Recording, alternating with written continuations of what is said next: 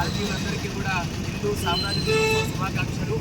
యావత్ భారతీయులందరం కూడా గర్వపడాల్సిన రోజు ఈరోజు. ఎందుకంటే నాడు మాతృదేశ రక్షణ కోసం, సనాతన ధర్మ సంరక్షణ కోసం ఛత్రపతి శివాజీ మహారాజ్ 1674లో జ్యేష్ఠ శుద్ధ త్రయోదశి నాడు రాయగఢ్ కోటకు ఛత్రపతిగా, సంస్థానాధీశునిగా, యావత్ హిందూ హృదయ సామ్రాట్గా ఛత్రపతి శివాజీ మహారాజ్గా కొలువెళ్ళిన రోజు. కాబట్టి ఈరోజు హిందూ సామ్రాజ్య దినోత్సవం సందర్భంగా భారతదేశాన్ని ఈరోజు కాపాడబడ్డది అంటే, మాతృదేశం ఈరోజు సంరక్షించబడ్డది అంటే, ధర్మం ఈరోజు విలసిల్లుతుంటే దానికి కారణం ఛత్రపతి శివాజీ మహారాజ్.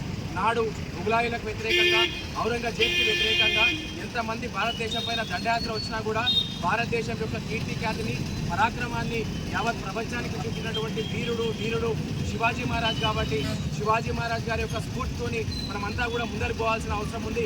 ఈరోజు భారతదేశంలో దేశం యొక్క రక్షణ